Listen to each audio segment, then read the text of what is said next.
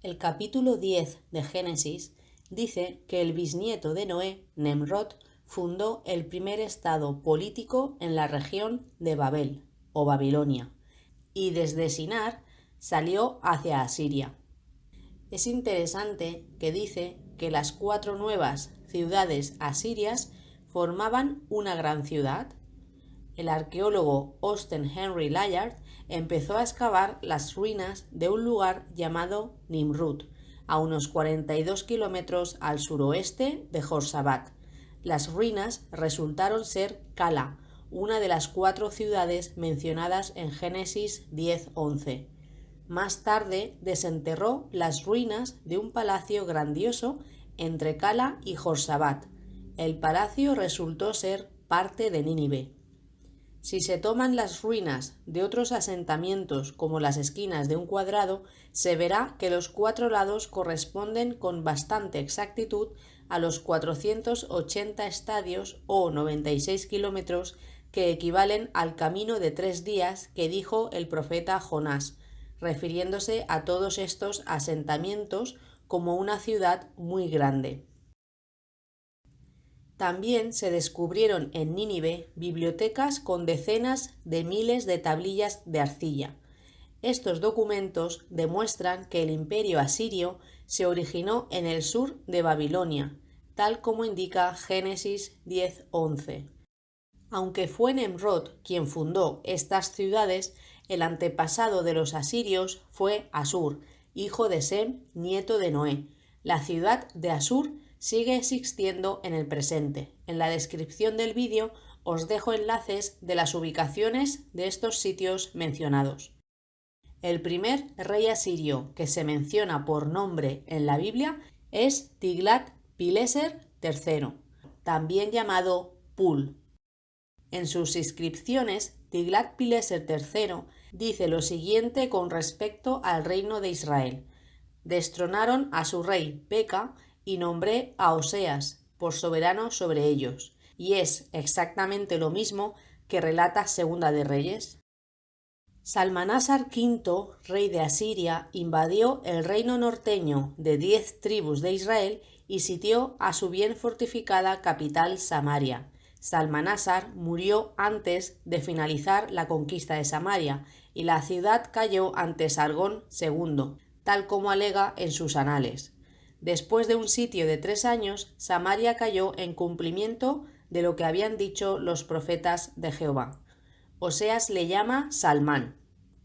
En 1843, un arqueólogo francés descubrió las ruinas de un palacio que resultó ser parte de la ciudad asiria de Jorzabat. Se probó que el palacio había pertenecido a Sargón II, el rey de Asiria mencionado en Isaías 21, cuya existencia había sido puesta en tela de juicio porque no había otras noticias de él. Hoy día, Sargón es uno de los reyes asirios más conocidos. Además, en el prisma de Nimrud se atribuye la captura de Samaria que se registra en Segunda de Reyes. Sargón también registra la captura de Asdod, lo que confirma aún más las palabras de Isaías 20:1.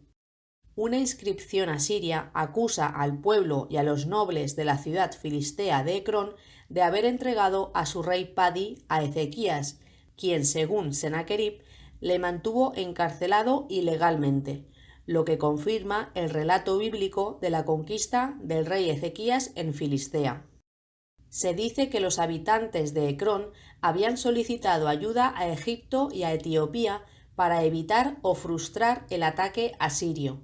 Las inscripciones de Sennacherib afirman haber derrotado un ejército egipcio y las fuerzas del rey de Etiopía, rey que se menciona en Segunda de Reyes. Una losa esculpida del palacio de Sennacherib, a quien se menciona por nombre 13 veces en la Biblia, muestra a los soldados asirios llevando cautivos a los judíos tras la caída de Laquis. El relato se recoge en Segunda de Reyes.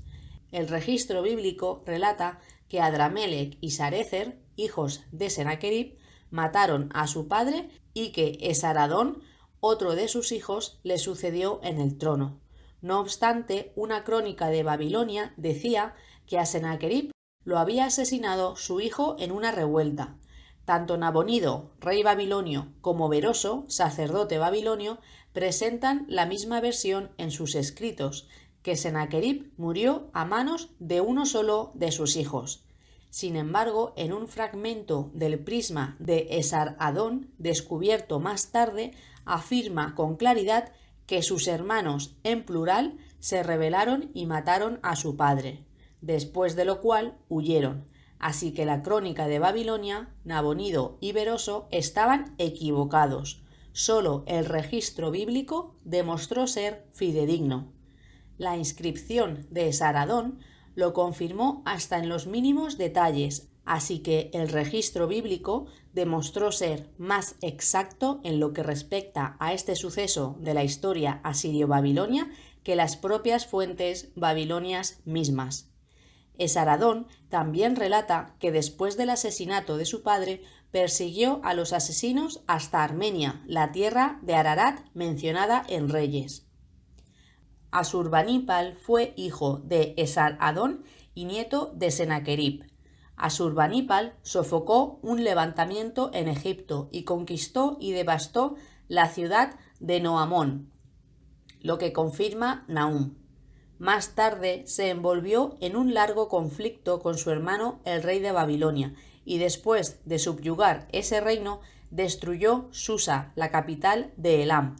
Es esta conquista la que establece la base histórica para identificar a Asurbanipal con el Asnapar de Esdras 4. Así que, en resumen, hemos visto que la Biblia menciona por nombre a 6 reyes asirios, y la arqueología ha podido comprobar que existieron de verdad.